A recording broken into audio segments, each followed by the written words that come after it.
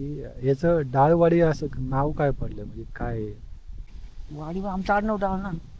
आडनाव डाळ आहे का? डाळ. त्याच्यामुळे वाडी केलं. इथे सगळे डाळ. इथे पाण्याचं कसं? आणि खाल्ला नाही खाली विहीर आहे ना. विहीर आहे ती, पंचायतीची. खाली वगैरे आहे का? शाळा कितीपर्यंत आहे? चौथीपर्यंत शाळा. चौथीपर्यंत आहे. बाकी मग पाचवीला आंबवण्यात झालं. आंबावणे. त्याचे त्या हे लावलंय ते कानाला. ते कानाला काय लावत ते विकायच्या वेळेस ते आधार म्हणून नंबर. आधार नंबर. आधार नंबर ते.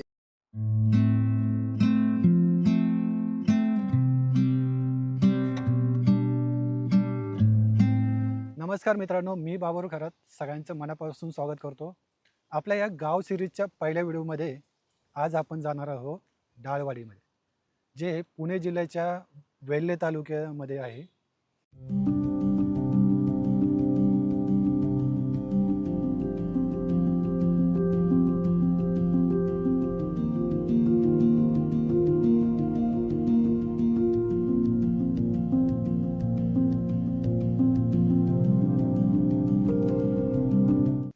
पुणे जिल्ह्यातील एक असं गाव आहे जिथे आज फक्त 13 कुटुंब राहतात. शहराच्या गजबट्यापासून दूर सह्याद्रीच्या कुशीत वसलेले हे छोटंसं गाव म्हणजे डाळवाडी. पण इतक्या कमी लोकसंख्येमागचं खरं कारण काय आहे, चला जाणून घेऊया.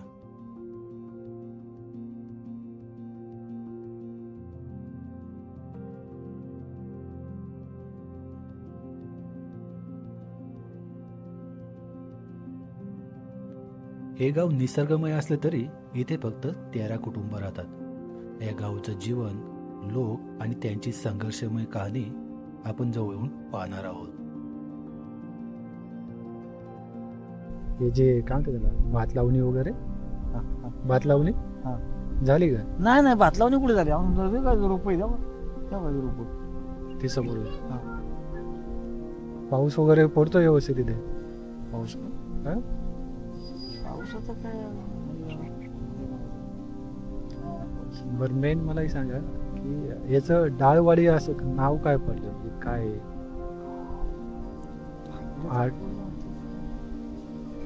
वाडी आमचं आडनाव डाळ ना. आडनाव डाळ आहे का? त्याच्यामुळे वाडी केली. इथे सगळे डाळ आडनावचे सगळेच आहे. गोरी अच्छा गोराली होती पूर्वी. अच्छा. तुमचं नाव? माझं नाव ज्ञानोबा दत्तू.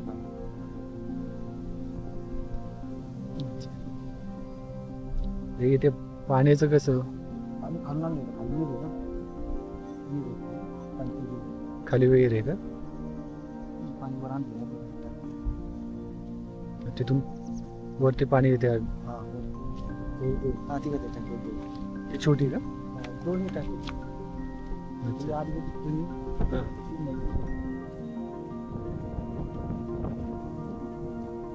त्यातून पाणी मग सगळीकडे तुम्हाला डेली पाणी रोज पाणी येतं का असं? आपण सोडणं होते. अच्छा लागत तेच पाणी सोडत आपण. अच्छा, तुम्ही सोडता? नाही, पाणी सोडणं पंचायत ठेवल्या माझं पण तो येत नाही कधी. त्यानंतर कोणी सोडतं पाणी. अच्छा, असं म्हणजे कोणी असं हे नाहीये? नाही ठेवलेलं तर माझं येत. ते लांब पडतं ना त्याला. अच्छा, कुठून येत असतात ते? गावात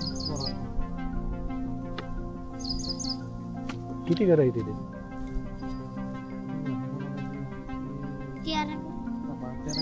13 घरं. काय पुण्या राहिले काही. अच्छा, शाळा कितीपर्यंत आहे? चौथीपर्यंत आहे. बाकी मग पाचवीला आंबवण्यात झालं. आंबावणे. इथे मागदरी किती लांब पडतं तुम्हाला? मागदरी का? हा, मागदरी तरी 5-6 किलोमीटर. अच्छा.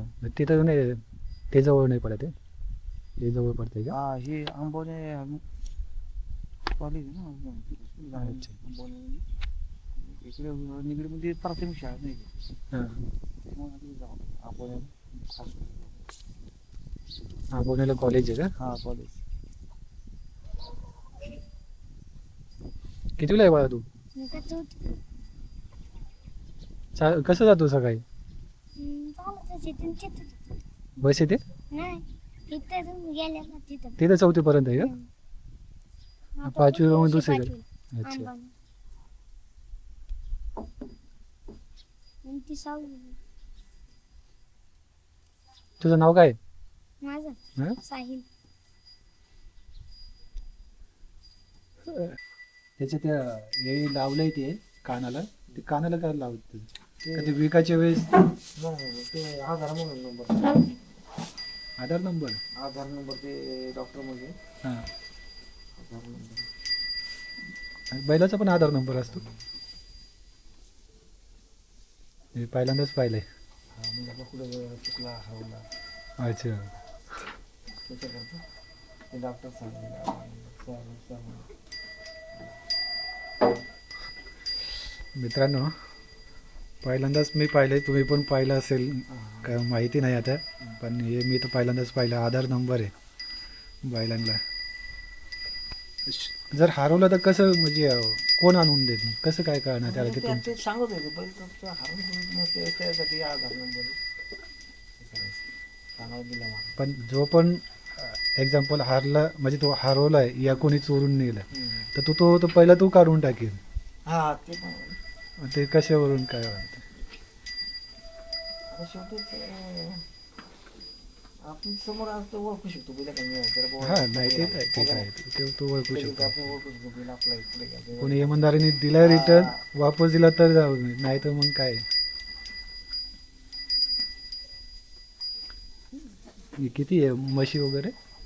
मस्त आहे आपल्या एक म्हशी सध्या आता बाकी तोंड जाईल आणि एक गाय आणि 2 खोंड बैल चांगले आहेत.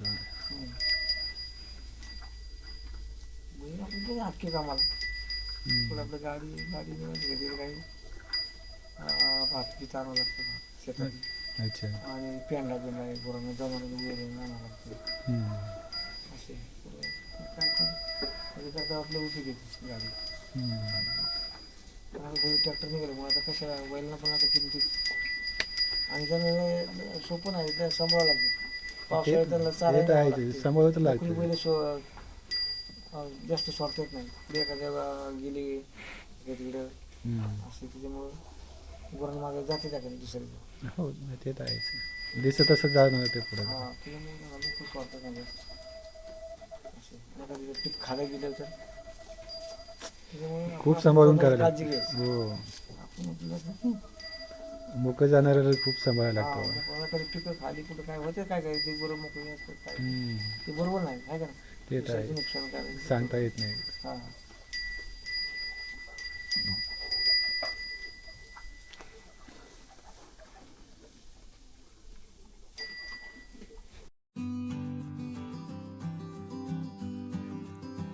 डोंगर रांगांनी वेढलेलं शांत आणि स्वच्छ वातावरण, पक्ष्यांचा आवाज आणि मोकळी हवा. शहरातील दगदगीपासून दूर असलेले हे गाव आजही साधेपणाने जगत आहे.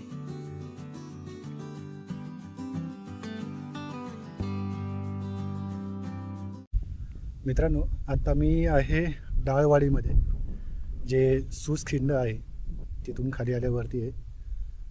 आणि इथे ते पाहू शकता तुम्ही, हे पाण्याची टाकी आहे. तर इथलं पाणी येतं ते खालून विहीर आहे तिथून इथं वरती येतं आणि इथून सगळं वाडीला वगैरे इथे जास्तीत जास्त 10 ते 12 घरं येतं. आणि इथे शाळा पण आहे, 4थीपर्यंत शाळा आहे. आणि 4थी नंतर त्याला आंबोणे एक गाव आहे तिथे जावं लागतं. तिथे कॉलेज वगैरे आहे. तिथून बाकी सगळं पुढचं शिक्षण घेण्यासाठी त्यांना तिकडे जावं लागतं.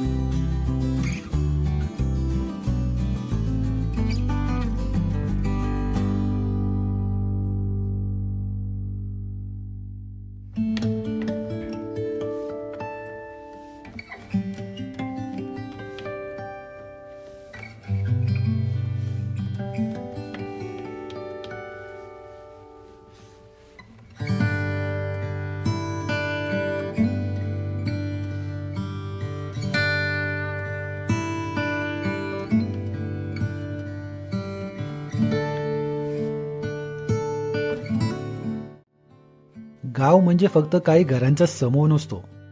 गाव म्हणजे इतिहास, संस्कृती, निसर्ग आणि माणुसकीचा श्वास. डाळवाडीसारखी गावं जपणं ही फक्त जबाबदारी नाही, तर आपल्या पुढच्या पिढीसाठी ठेवलेली अमूल्य ठेव आहे. जर हा प्रवास तुम्हाला आवडला असेल तर अशीच महाराष्ट्रातील लपलेली गावं शोधण्यासाठी आपल्या आडवाटा परिवारात नक्की सामील व्हा. पुन्हा भेटू आणखीन एका अनोख्या गावाच्या प्रवासात.